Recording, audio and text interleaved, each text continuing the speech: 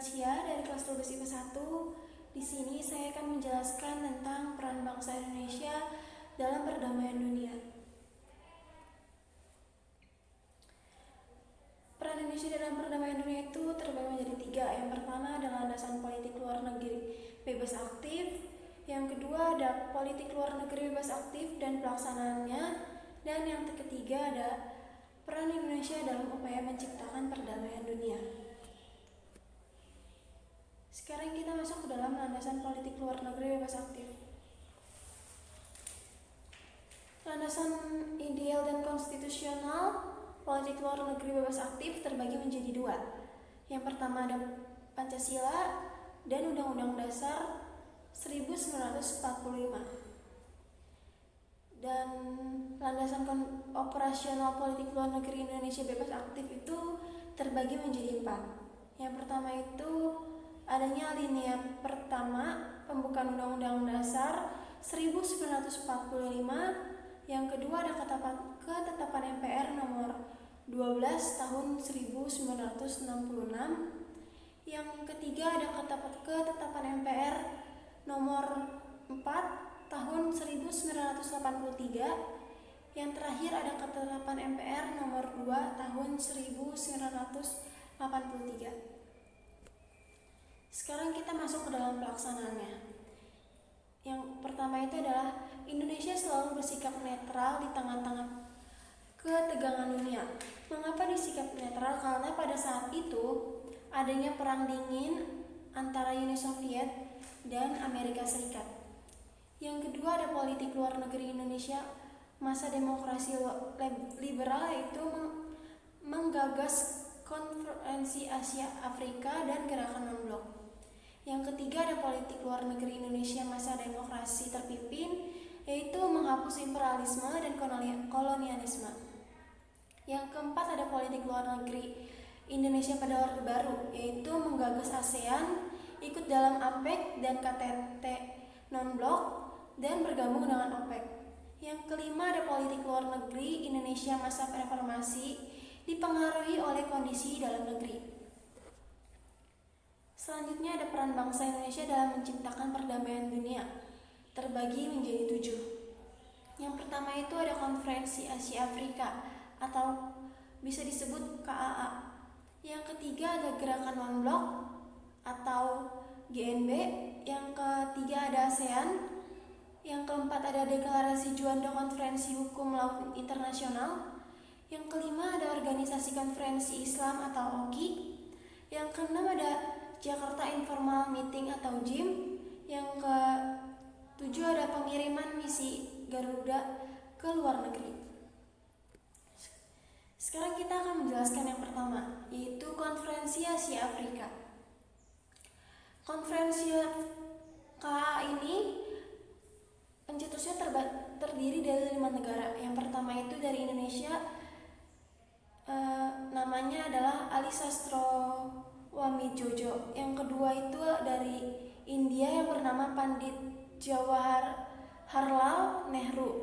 Yang ketiga ada dari Pakistan, yaitu Muhammad Ali Jinnah. Yang keempat ada dari Myanmar, yaitu UNU. Yang terakhir ada dari Sri Lanka, yaitu Sir John Kotelawala. KA ini dilaksanakan pada tanggal 18 April sampai 25 April 1955 di Gedung Merdeka, Bandung. Setelah dilakukannya perundingan, hasil keputusan KA ini sudah keluar, yaitu yang pertama ada menghormati hak dasar manusia. Yang kedua ada menghormati kedaulatan dan integritas bangsa. Yang ketiga tidak melakukan tekanan terhadap negara lain. Yang keempat menyelesaikan perselisihan internasional secara damai dan mampu dan memajukan kerjasama antar bangsa. Gerakan Non-Blok atau GNB. Yang dilatar belakangi pembentukan GNB ini itu karena perang dingin pasca Perang Dunia Kedua. Dan pada tanggal 5 sampai 12 Juni 1961 diadakan pertemuan antar negara non-blok di Kairo atau Mesir. Tokoh yang mendirikan GNB ini yaitu yang pertama ada Presiden Soekarno yang berasal dari Indonesia. Yang kedua ada Perdana Menteri Pandit Jawaharlal Nehru dari India. Yang ketiga ada Presiden Gamal Abdul Nasir dari Mesir. Yang keempat ada Presiden Joseph Broz Tito dari Yugoslavia. Dan yang terakhir ada Presiden Wakne Nkrumah dari Ghana. Konferensi tingkat tinggi GNP ini pertama kali diadakan pada tanggal 1 sampai 6 September 1961 di Beograd atau Yugoslavia. Sekarang kita masuk ke dalam ASEAN. ASEAN merupakan kerjasama antar negara di kawasan Asia Tenggara. Tujuannya untuk memberikan kesejahteraan kepada masyarakat di Asia Tenggara. ASEAN ini dibentuk pada tanggal 8 Agustus 1967 di Bangkok, dan organisasi ini disahkan melalui penandatanganan Deklarasi Bangkok. Sekarang kita masuk ke dalam Deklarasi Juanda Konvensi Hukum Laut Internasional. Deklarasi di Juanda merupakan usaha bangsa Indonesia memperjuangkan batas wilayah laut Indonesia.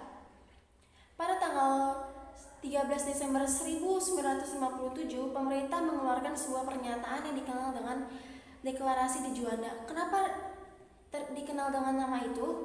Karena ditandatangani oleh Insinyur Juanda, makanya dikenalnya dengan nama Deklarasi Juanda.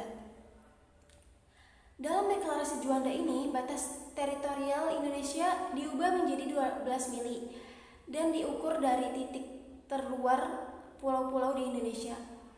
Lalu RI menetapkan deklarasi tersebut menjadi Undang-Undang Nomor 4 Tahun 1960 tentang perairan. Sekarang kita masuk ke dalam Organisasi Konvensi Islam atau OKI. Pembentukan OKI ini dilatar belakangi oleh peristiwa pembakaran Masjidil Aqsa di Yerusalem pada tanggal 21 Agustus 1969.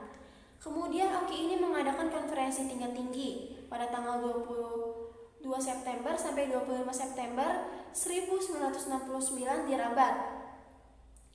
Setelah itu KTT ini menghasilkan deklarasi Rabat yang menegaskan keyakinan atas agama Islam serta menghormati pada piagam PBB dan hak asasi manusia.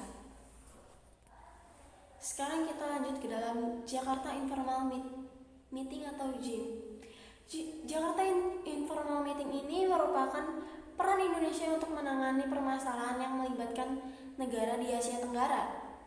Indonesia ini berperan penting sekali dalam menyelesaikan konflik antara Kamboja dan Vietnam dengan mengadakan Jakarta Informal Meeting pertama pada bulan Juli 1988. Kemudian diadakan lagi Jakarta Informal Meeting ini yang kedua kalinya pada bulan Februari 1989.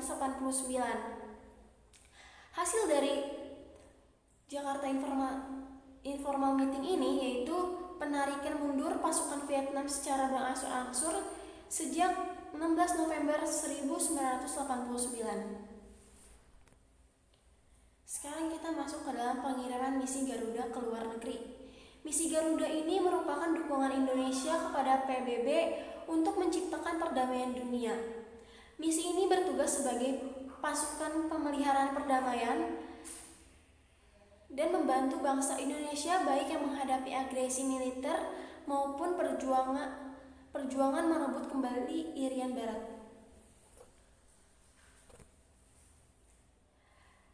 Demikian dari presentasi saya.